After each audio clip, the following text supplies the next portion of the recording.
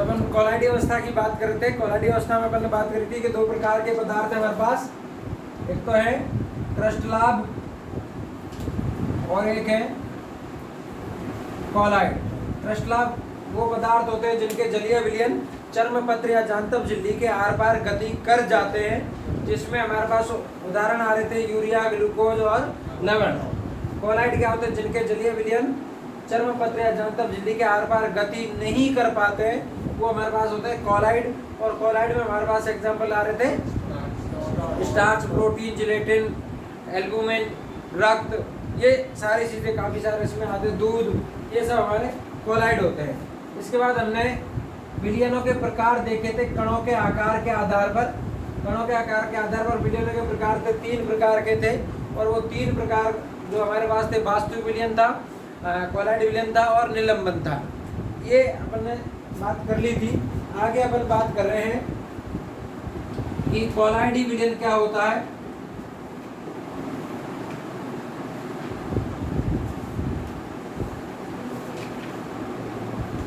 तो colloidal solution, कोलाइडी विलयन,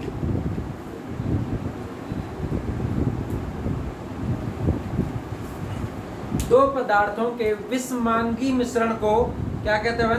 कोलाइडी विलयन कहते हैं। दो पदार्थों के विषमांगी मिश्रण को, हेट्रोजीनस मिक्सचर ऑफ 2 कंपोनेंट्स। तो दो पदार्थों का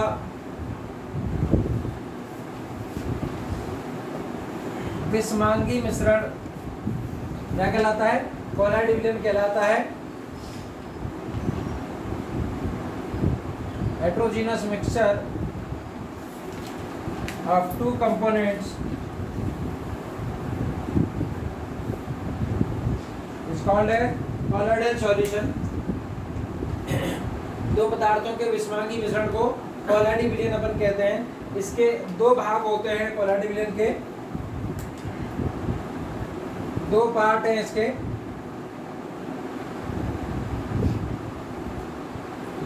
एक तो होता है इसमें परिक्षिप्त अवस्था और परिक्षेपण माध्यम।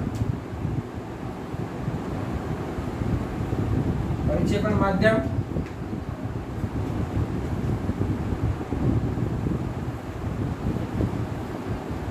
और परिक्षिप्त अवस्था।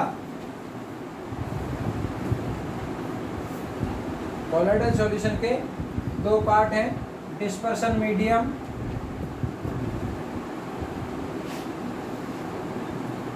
And dispersed phase.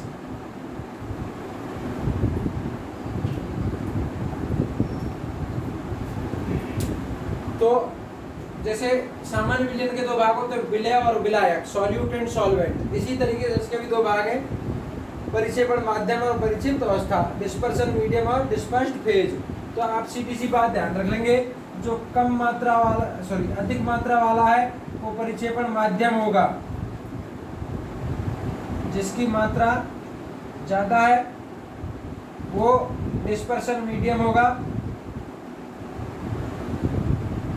ज़्यादा मात्रा वाला परिक्षेपण माध्यम, और कम मात्रा वाला जो है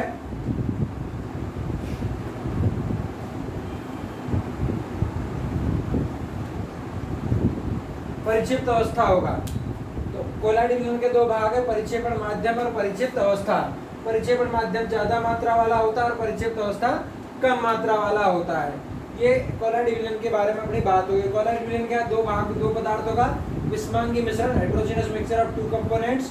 2 पार्ट है, परिक्षेपण माध्यम और परिक्षिप्त अवस्था। कम वाला परिक्षिप्त अवस्था और ज्यादा वाला परिक्षेपण माध्यम। Dispersion medium, more amount, dispersed phase, less amount. ये कोलाइडी विलयन हमारे पास होता है। अब फिर कोलाइडी विलयन कितने प्रकार का होता है वो अपन बात करते हैं। तो कोलाइडी विलयन का वर्गीकरण अपन देखेंगे।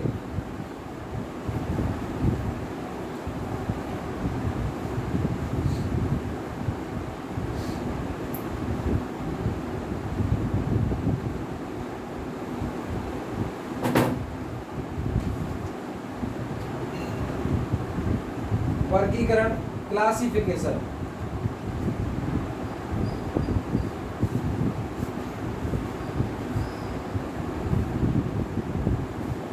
तो 3 तरीके से क्लासिफाइड किया गया है इसको।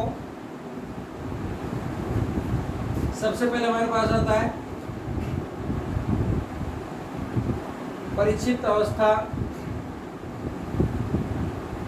एवं परिक्षेपण माध्यम के मध्य अन्योन क्रिया के आधार पर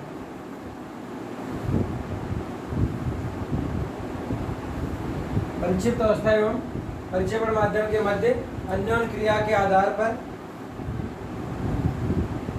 बेस्ड ऑन द इंटरेक्शन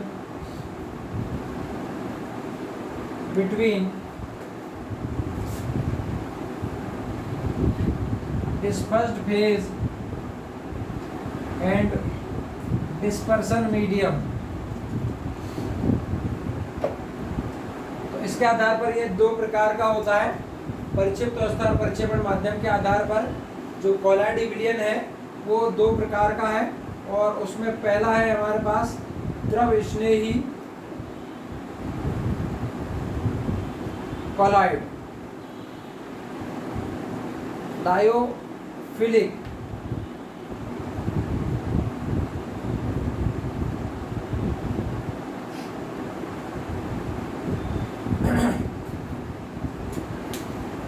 द्रव स्नेही कॉलॉइड, लायोफिलिक कॉलॉइड। नाम से आप पता कर रहे हैं स्नेह, यहाँ पर इनके बीच में स्नेह होता है। तो परिक्षिप्त अवस्था और परिक्षेपण माध्यम के बीच में प्रबल आकर्षण होता है। परिक्षिप्त अवस्था और परिक्षेपण माध्यम के बीच में प्रबल आकर्षण होता है। तो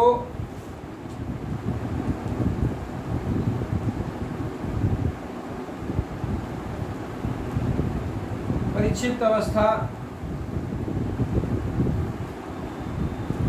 एवं परिक्षेपण माध्यम के मध्य प्रबल आकर्षण होता है। स्ट्रॉन्ग अट्रैक्शन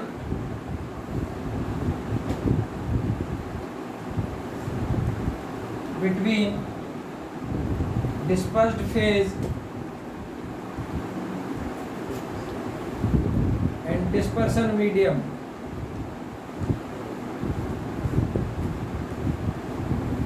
तो द्रव स्नेही कॉलॉइड क्या होता है, जिसमें दोनों के बीच में क्या होता है, प्रबल आकर्षण, स्ट्रॉन्ग अट्रैक्शन होता है परिक्षिप्त अवस्था और परिक्षेपण माध्यम के बीच में, है ना। दोनों एक दूसरे को देख के ही खुश हो जाते हैं, अच्छा आजा विलयन बनाएंगे, बहुत ज्यादा अट्रैक्शन होता है। तो अच्छा लगता है एक दूसरे से मिलना, दोनों को तुरंत विलयन बना लेते हैं। तुम्हें भी जैसे किसी को देख के अच्छा लगता है विलयन बनाने के लिए, ठीक है। उसी तरीके से द्रव स्नेही कॉलॉइड में क्या होता है, परिक्षिप्त अवस्था और परिक्षेपण माध्यम के बीच में प्रबल आकर्षण होता है। दूसरा, अच्छा इसके एग्जांपल की हम बात करें तो gelatin, starch, albumin, globulin,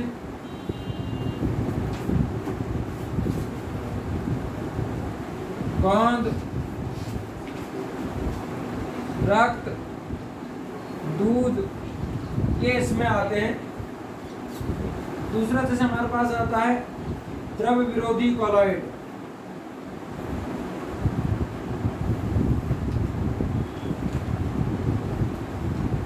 lyophobic,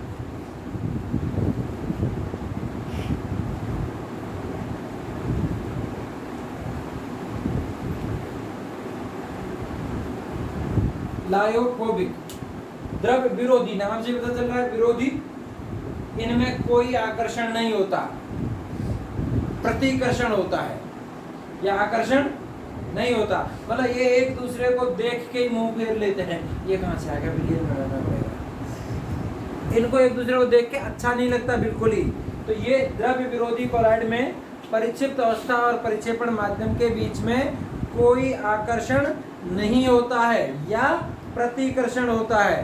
there is no attraction between dispersed phase and dispersion medium. तो कोई आकर्षण नहीं होता है इसमें।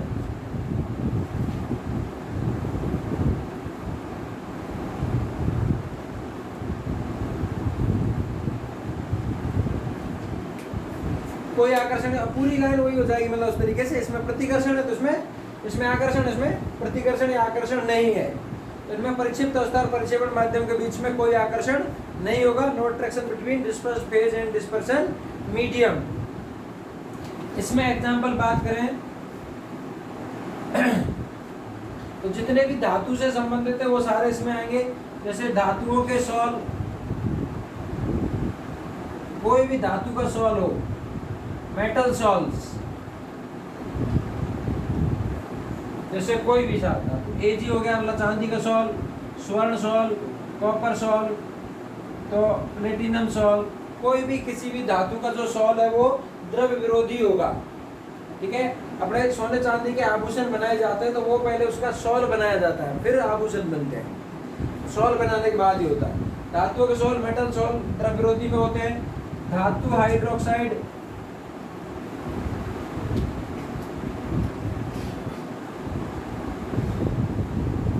मतलब मेटल हाइड्रोक्साइड, मेटल हाइड्रोक्साइड मतलब क्या हो गया, किसी भी धातु के साथ में क्या आ जाए, OH आ जाए, AlOH का होल थ्राइस, FeOH का होल थ्राइस, ZnOH का होल ट्वाइस, तो वो मेटल हाइड्रोक्साइड होते हैं। धातु सल्फाइड या धातु ऑक्साइड,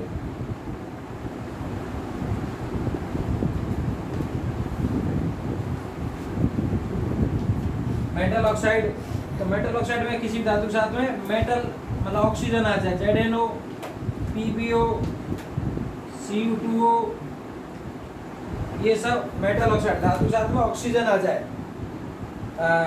धातु सल्फाइड,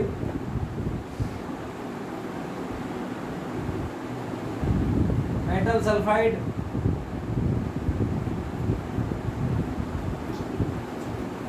धातु साथ में S आ जाए, As2S3,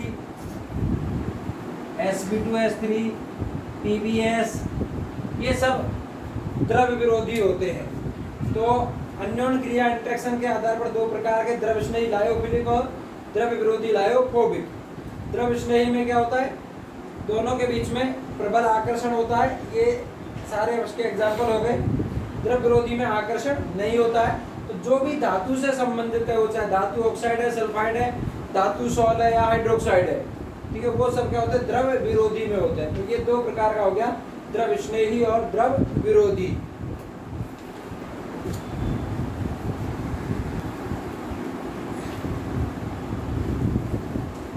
तो सेकंड क्लासिफिकेशन आता है इसमें कॉलोइडल पार्टिकल्स का या कॉलोइडल सॉल्यूशंस का, वो है परिक्षिप्त अवस्था और परिक्षेपण माध्यम की भौतिक अवस्था के आधार पर based on the physical state of dispersed phase and dispersion medium.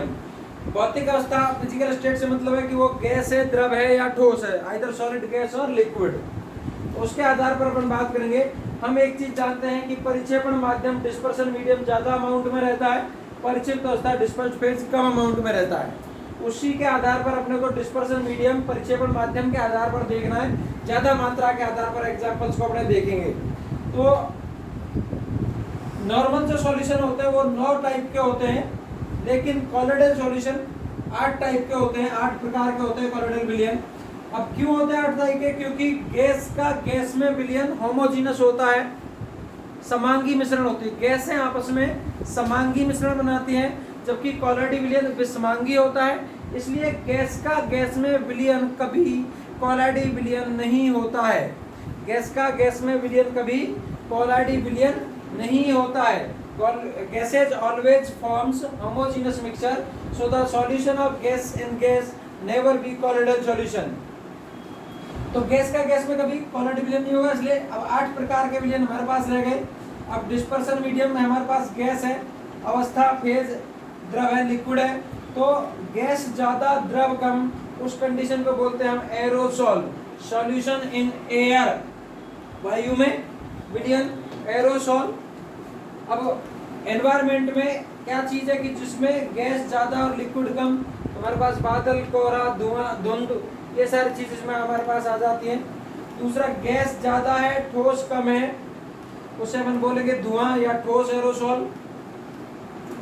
इसमें एग्जांपल है धुआं, वायु में मिट्टी के कण, smog, dust particles in air.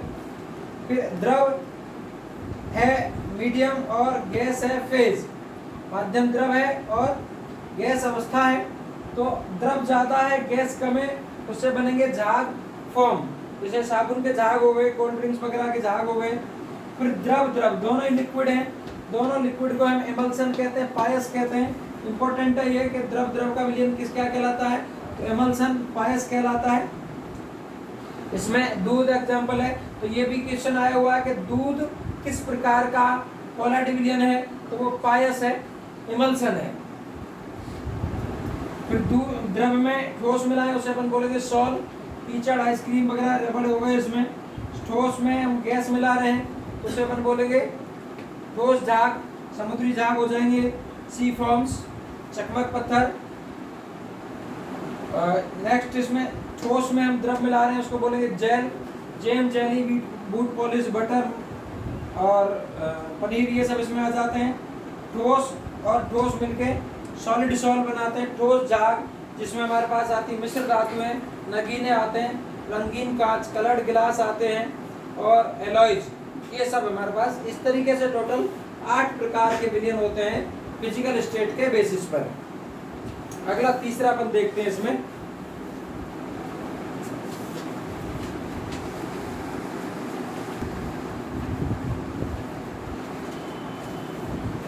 तीसरे प्रकार का वर्गीकरण है कोलाइडी कणों के आकार के आधार पर वर्गीकरण, on the basis of size of colloidal particles. इसके आधार पर ये कोलाइडी विलयन 3 प्रकार के होते हैं, और वो 3 प्रकार हैं।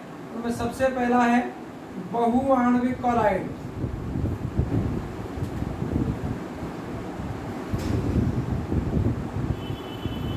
बहुआण्विक कोलाइड, मल्टी मॉलिक्यूलर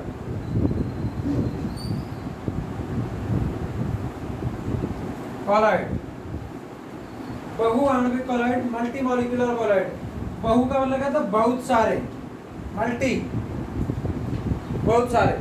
इसमें क्या होता है, बहुआण्विक कोलाइड में छोटे आकार के बहुत से कण आपस में मिलकर कोलाइडी आकार के कणों का निर्माण करते हैं। छोटे छोटे कण आपस में मिलकर क्या बनाते हैं, कोलाइडी आकार के कणों का निर्माण करते हैं। Small particles aggregate to form colloid particles. मतलब छोटे छोटे कण मिलके क्या बनाएंगे, कोलाइड बनाते हैं। Small particles converts to colloidal particles.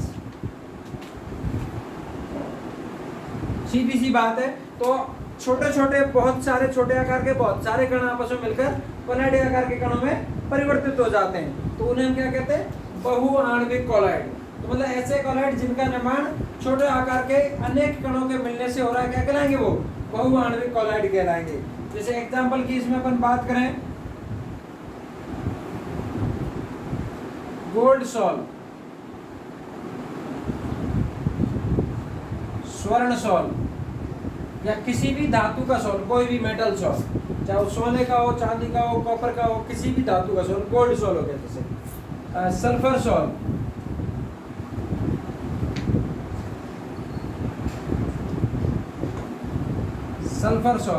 Sulphur salt में क्या होता है, सल्फर S8 के रूप में रहेगा।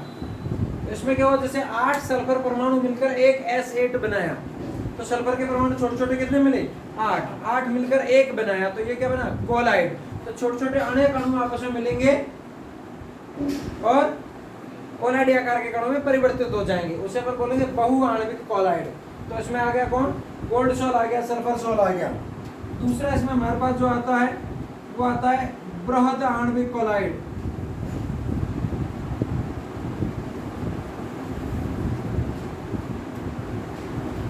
Multi molecular collide.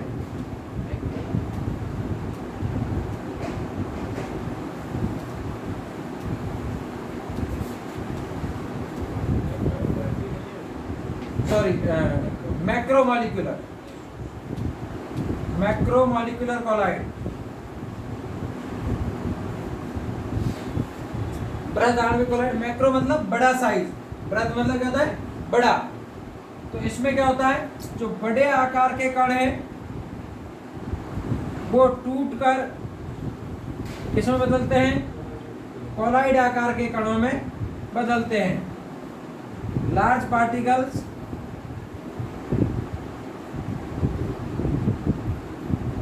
Breaks into small particles. तो बृहद का मतलब क्या होता है, बड़े आकार के कण। तो इसमें क्या होता है कि बड़े बड़े आकार के कणों को तोड़कर कॉलॉइडीय आकार के कणों में परिवर्तित किया जाता है। बड़े आकार के कणों को तोड़कर कॉलॉइडीय आकार के कणों में परिवर्तित किया जाता है। Large size of particles break down to small size of colloid particles are called as macromolecular colloids. तो बृहद आणविक में क्या होगा, उल्टा हो गया एक तरह से। इसमें छोटे छोटे अणु मिलकर बड़े बना रहे हैं, इसमें बड़े टूट के छोटे बन रहे हैं। तो ये इसमें हमारे पास आता है। इसमें एग्जांपल की अपन जैसे बात करें, स्टार्च, गोंद, गम जिसको अपन बोलते हैं, प्रोटीन, ये इसमें इस तरीके के अपने पास एग्जांपल्स आते हैं। नेक्स्ट हमारे पास आता है संगुणित कॉलॉइड।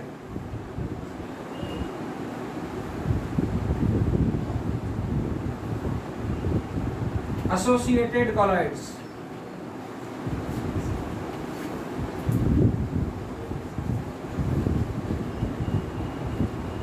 संगुणित कॉलॉइड, इसमें आते हैं साबुन और अपमार्जक। साबुन एवं अपमार्जक आते हैं soaps and detergent.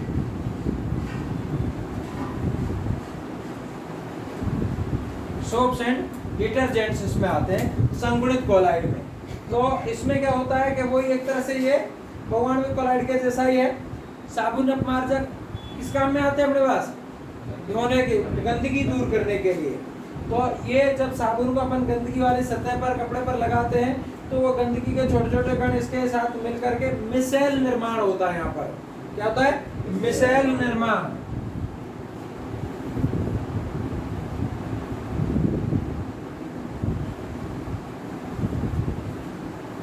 Micelle formation होता है। तो वो साबुन और गंदगी मिलके ऐसे टुकड़े टुकड़े टाइप से बन जाते हैं, उसको अपन बोलते हैं मिसेल। तो मिसेल फॉर्मेशन होता है, उससे अपन बोलते हैं संगुणित कॉलॉइड। इसमें बोलते हैं साबुन अपमार्जक इसमें आते हैं। और साबुन की जिस सांद्रता पर, वह न्यूनतम सांद्रता जिस पर मिसेल निर्माण होता है, उसे अपन बोलते हैं क्रांतिक मिसेलीकरण सांद्रता, critical micellization concentration, CMC, critical micellization concentration. मतलब जिस सांद्रता पर मिसेल निर्माण होता है उसे क्या कहते हैं, क्रिटिकल मिसाइलेशन कंसंट्रेशन, क्रांतिक मिसेलीकरण सांद्रता, CMC। तो ये इसके 3 प्रकार हो गए कणों के आकार पर, बहुआण्विक, बृहदाण्विक, संगुणित, मल्टीमोलिकुलर, मैक्रोमोलिकुलर और एसोसिएटेड कॉलॉइड्स। ये इसके एग्जांपल्स वगैरह हो गए। आगे इसमें अपन चलते हैं। अब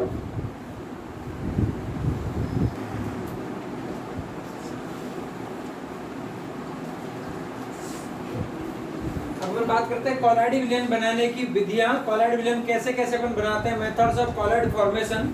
तो कॉलॉइड विलयन अपन कैसे बनाएंगे, कॉलॉइड विलयन बनाने की 2 प्रकार की विधियां हैं, परिक्षेपण विधियां, डिस्पर्सन मेथड्स, और संघनन विधियां, कंडेंसेशन मेथड्स।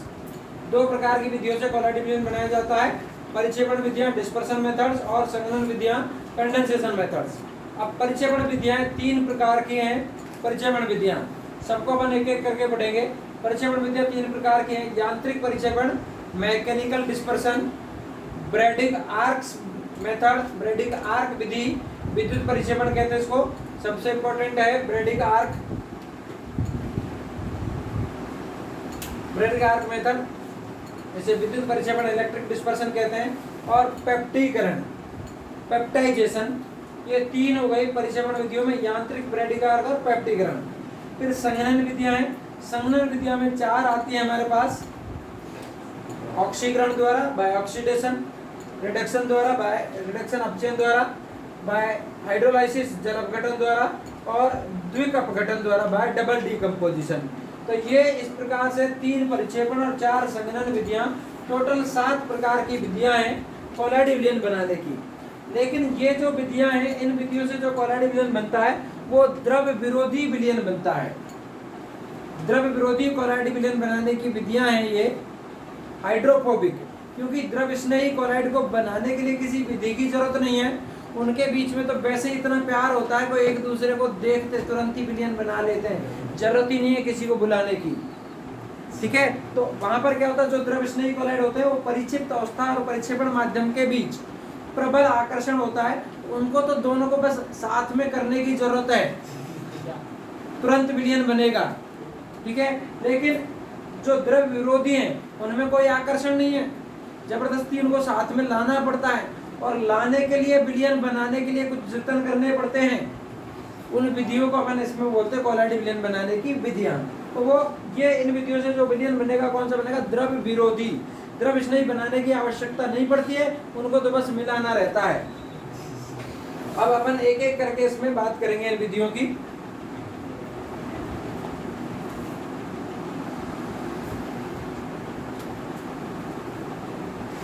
चलिए, तो यांत्रिक विधि, पहली विधि है हमारे पास यांत्रिक विधि या मैकेनिकल डिस्पर्सन। इसमें हमें क्या करना है कि जिस पदार्थ का कॉलॉइड विलयन बनाना है, उस पदार्थ को, जिस भी पदार्थ का कॉलॉइड विलयन बनाना है, उस पदार्थ को टुकड़ों में तोड़कर उसे एक उपयुक्त विलायक में मिलाते हैं, उसे सॉल्वेंट में घोल देंगे, विलायक में मिलाएंगे। विलायक में घोलने पर घोलकर इसका निलंबन बना लेते हैं, निलंबन बना लेते हैं, सस्पेंशन। तो जिस पदार्थ का कॉलॉइड विलयन बनाना है, उस पदार्थ को विलायक में घोलकर, उपयुक्त विलायक में घोलकर सॉल्वेंट में डिसॉल्व करेंगे और उससे क्या बनाएंगे, निलंबन बना देंगे, सस्पेंशन बना देंगे। ये निलंबन को कॉलॉइडी चक्की में पीसा जाता है।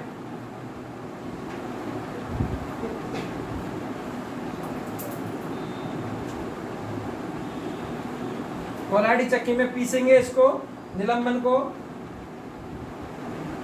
ग्राइंडिंग इन कॉलॉइडल मिल।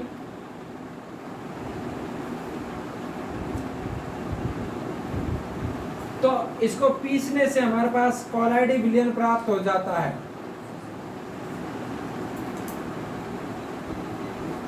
कैसे बना यांत्रिक विधि से कॉलॉइड विलयन?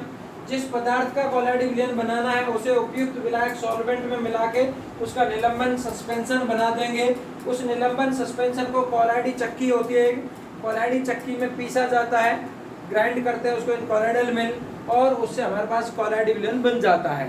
ठीक है, कॉलॉइडी चक्की क्या होती है, दो मेटल पार्ट होते हैं, धातु के दो पार्ट होते हैं, इस तरीके से एक दूसरे के ऊपर जमे रहते हैं, धातु के मेटल पार्ट होते हैं जो एक दूसरे के विपरीत, एक क्लॉकवाइज तो एक एंटी क्लॉकवाइज, एक दूसरे के विपरीत लगभग 7000 घूर्णन प्रति मिनट की दर से घूमते हैं, रोटेशन पर मिनट।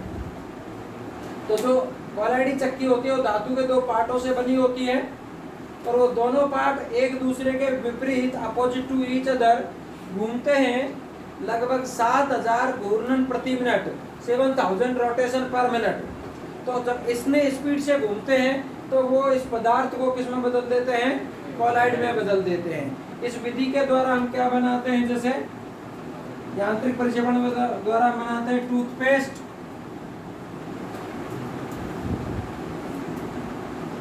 आप करते हैं कोलगेट वोलगेट वगैरह जो भी टूथपेस्ट करते हैं, टूथपेस्ट इससे बनता है।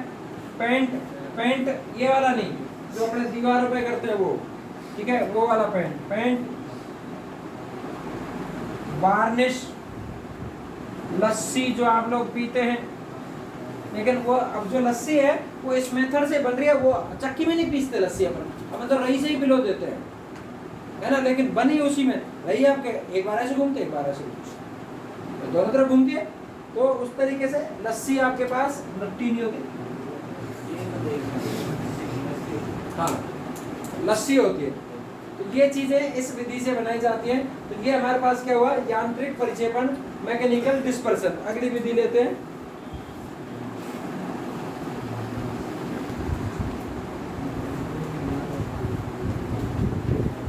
सेकंड विधि हमारे पास इसमें आती है ब्रैडिक आर्क विधि, विद्युत परिक्षेपण। इंपॉर्टेंट है, इसका क्वेश्चन पूछा हुआ भी है। पहली बात तो इस विधि द्वारा धातुओं के शॉल बनाए जाते हैं।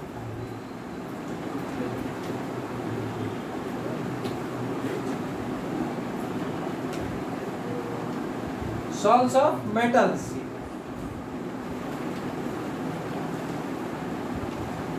इस विधि के द्वारा धातुओं के शॉल बनाए जाते हैं। वो कोई भी धातु से मतलब यहाँ ध्यान रखेंगे आप लोग, डी ब्लॉक की धातु होनी चाहिए। एस ब्लॉक की धातुओं के शॉल इसके द्वारा नहीं बनेंगे, ठीक है। तो डी ब्लॉक की धातु की मेन इसमें बात होती है, जैसे Cu, Ag, Au, Pt, Mn। तो कोई भी धातु है ना जो डी ब्लॉक की है, उन धातुओं के शॉल इस विधि द्वारा बनाए जाते हैं, ब्रैडिक आर्क विधि द्वारा, ठीक है। तो सोडियम पोटेशियम वगैरह के शॉल यहाँ से नहीं बनेंगे।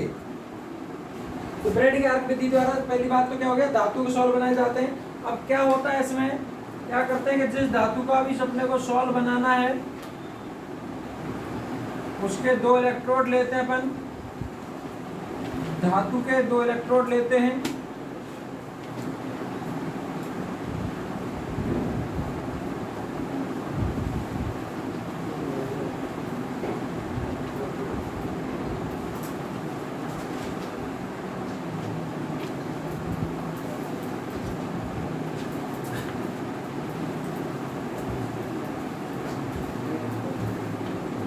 उन दोनों को एक्सटर्नल सर्किट बाह्य पर्पज से बैटरी से जोड़ देते हैं और एक NaOH या KOH के क्षारीय विलयन में उनको डुबो देते हैं।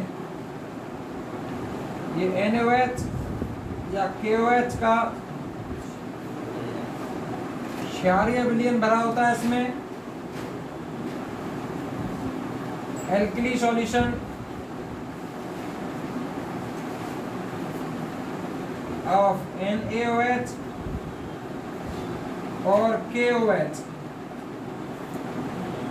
इसके जो ये वाला पोर्शन है इसमें हम बर्फ भर देते हैं, आइस क्यूब्स भर देते हैं ताप टेम्परेचर मेंटेन करने के लिए। इसे थर्मोस्टेट कहते हैं, ताप स्थायी।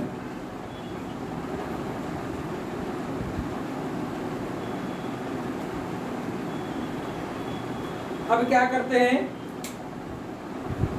जिस धातु का भी ये मेटल इलेक्ट्रोड बोलेंगे इनको,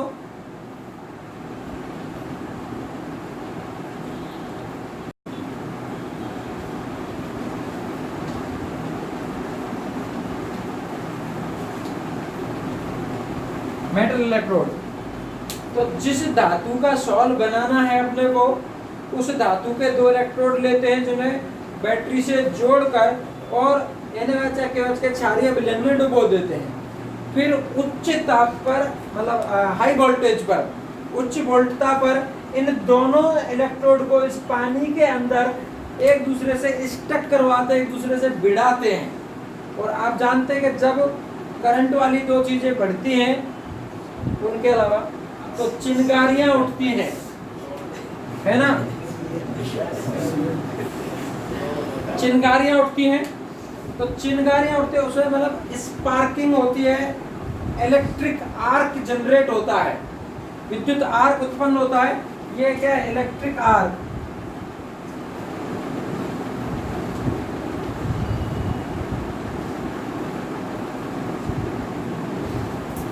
विद्युत आर्क उत्पन्न होता है। इस विद्युत आर्क उत्पन्न होने की वजह से जो यहाँ की धातु है, मेटल है, वो वाष्प अवस्था में आती है, वेपर फॉर्म में कन्वर्ट हो जाती है, वाष्प अवस्था में आ जाती है। और वाष्प अवस्था में आगे अभी पूरा पानी ठंडा है, तो उस ठंडे पानी की वजह से वो वाष्प तुरंत ही संघनित हो जाती है, कंडेंस हो जाती है और कोलॉइड विलयन में परिवर्तित हो जाती है। तुरंत ही संघनित होकर कोलॉइड विलयन में परिवर्तित हो जाती है और वो कोलॉइड विलयन ऊपर आ जाता है, उसे अपन कलेक्ट कर लेते हैं। NaOH या जो KOH का काम है, ये कोलॉइड विलयन को स्थायी करते हैं।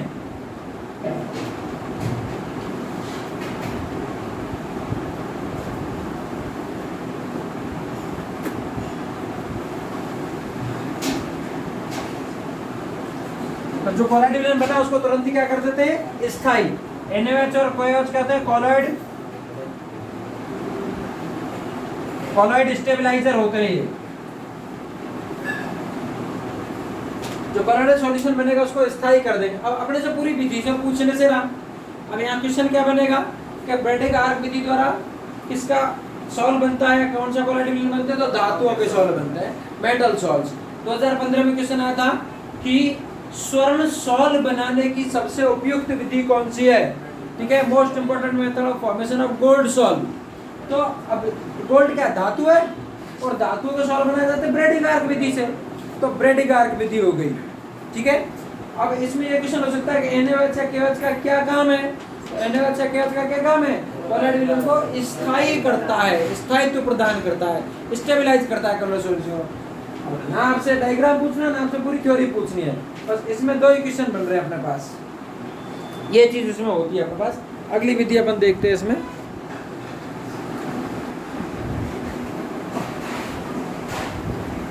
ओके, नेक्स्ट तीसरा मेथड हमारे पास आ रहा है पेप्टीकरण, पेप्टाइजेशन।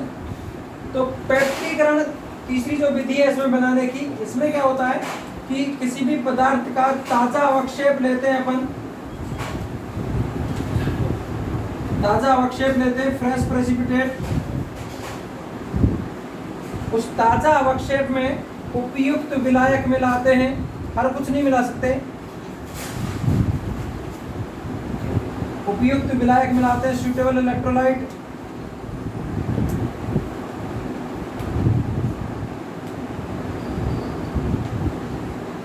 इससे कॉलॉइड विलयन प्राप्त होता है।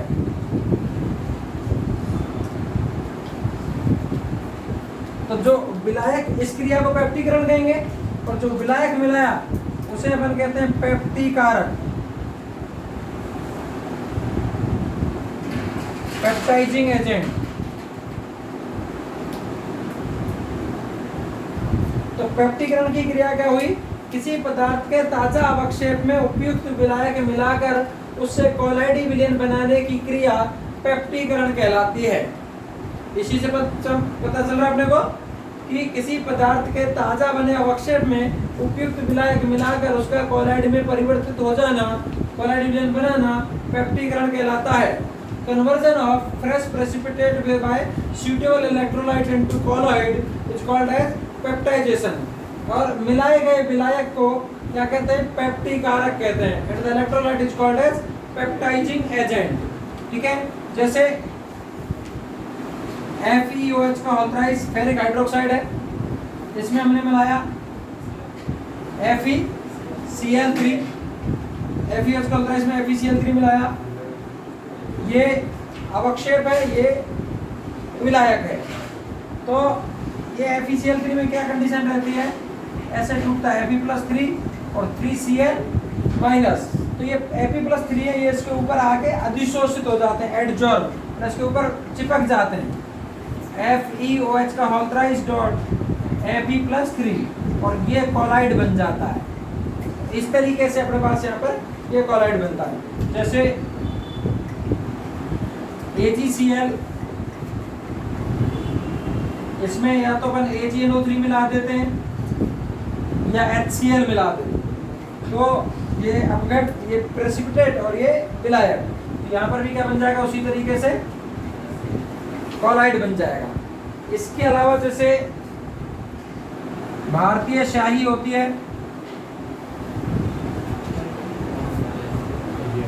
इंडियन इंक, उसमें पेप्टीकारक के रूप में मिलाया जाता है बबूल का गोंद, तो उसके कार्बन कणों को नीचे नहीं बैठने देता। वो शाही में जो कार्बन के कण होते हैं उनको गोंद नीचे नहीं बैठने देता, नीचे बैठ जाएगा तो शाही कोई काम की नहीं रही। तो लैंप ब्लैक मिलाते हैं इसमें,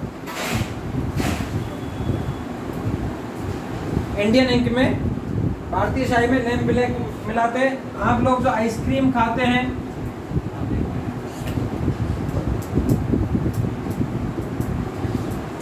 आइसक्रीम में जिलेटिन मिलाया जाता है पेप्टीकारक के रूप में, तो वो दूध के कणों को फटने नहीं देता है, अवक्षेपित नहीं होने देता है, तो आइसक्रीम में जिलेटिन मिलाते हैं।